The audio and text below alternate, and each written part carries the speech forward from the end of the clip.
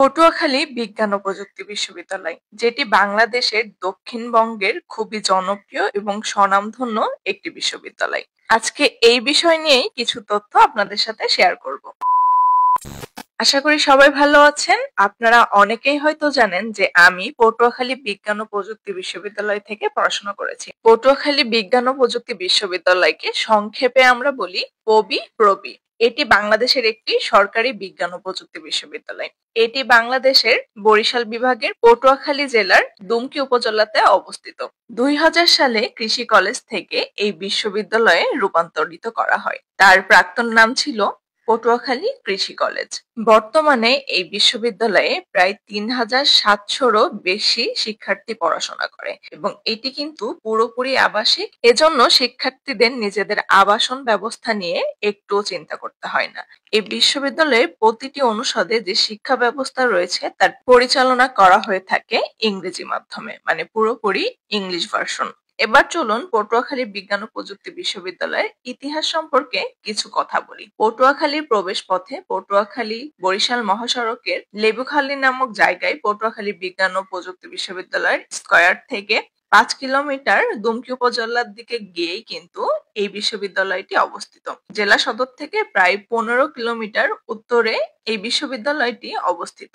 1979-80 শিক্ষাবর্ষে বাংলাদেশ কৃষি বিশ্ববিদ্যালয় ময়মনসিংহের অধিভুক্ত হয়ে বেসরকারি কৃষি কলেজ হিসেবে স্নাতক পর্যায়ে কার্যক্রম শুরু করে, যেটি 2000 সালের 8 জুলাই তৎকালীন প্রধানমন্ত্রী কৃষি কলেজটিকে বিশ্ববিদ্যালয় হিসেবে উদ্বোধন করে যান। 2001 সালে 12 জুলাই জাতীয় সংসদে পটুয়াখালী কৃষি কলেজ বিলুপ্ত করে পটুয়াখালী বিজ্ঞান ও প্রযুক্তি বিশ্ববিদ্যালয়ের আইন পাশ হয়। 2002 সালের 26 ফেব্রুয়ারি থেকে সরকারি প্রজ্ঞাপনের মাধ্যমে এই বিশ্ববিদ্যালয়টি বাস্তবে রূপ লাভ করে। প্রাথমিকভাবে অবকাঠামো উন্নয়নের জন্য 19 কোটি টাকা বরাদ্দ দেওয়া হয়েছিল। বর্তমানে বিশ্ববিদ্যালয়ের উপাচার্য হিসেবে দায়িত্ব পালন করছেন অধ্যাপক ডক্টর কাজী রফিকুল ইসলাম স্যার। এই বিশ্ববিদ্যালয়ের মোট 2টি ক্যাম্পাস রয়েছে। একটি পটুয়াখালীর দুমকি উপজেলাতে অবস্থিত এবং আরেকটি বরিশাল জেলার বাবুগঞ্জ নামক জায়গায় অবস্থিত। এই বিশ্ববিদ্যালয়ে টোটাল ফ্যাকাল্টি বা অনুষদের সংখ্যা রয়েছে 9টি এবং এই 9টি অনুষদের মধ্যে রয়েছে 58টি বিভাগ। ফ্যাকাল্টিগুলোর মধ্যে রয়েছে faculty of agriculture, faculty of computer science and engineering, faculty of business administration, faculty of animal science and veterinary medicine, faculty of fisheries, faculty of nutrition and food science, যেটাতে আমি পড়াশোনা করেছি, তারপরে faculty of environmental science and disaster management, faculty of law and land administration এবং post graduate studies. এবং এই সব ফ্যাকাল্টিগুলোতে রয়েছে মোট 262 জন ফ্যাকাল্টি মেম্বার।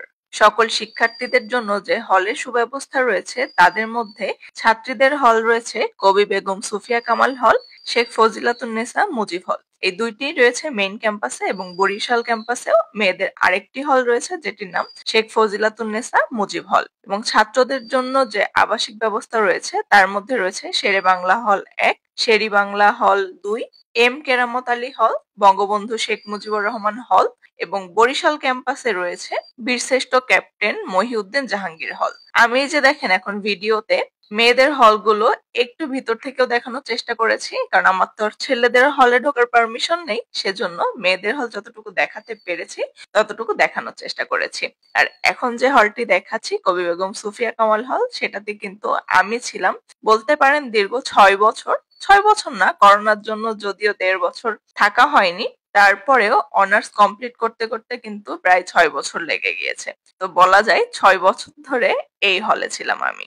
পটুয়াখালী বিজ্ঞান ও প্রযুক্তি বিশ্ববিদ্যালয়ের ক্যাম্পাসটি অনেক ছোট হলেও কিন্তু খুবই সুন্দর, সাজানো গোছানো।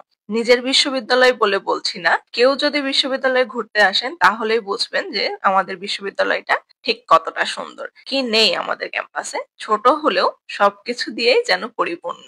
আমার কাছে সব থেকে শান্তির এবং আনন্দের একটা জায়গা হলো আমার এই বিশ্ববিদ্যালয়। আমাদের রয়েছে কেন্দ্রীয় খেলার মাঠ, যেটি কিন্তু শেরেবাংলা হলের সামনে অবস্থিত, এবং আমাদের ভার্সিটির রয়েছে সাদা এবং নীল বাস, যেটা কিন্তু অনেক অনেক আবেগ জড়িয়ে রয়েছে। তারপরে রয়েছে প্যারিস রোড, যেখানে কিন্তু আমরা ফ্রি সময়ে সবাই মিলে আড্ডা দিয়ে থাকি।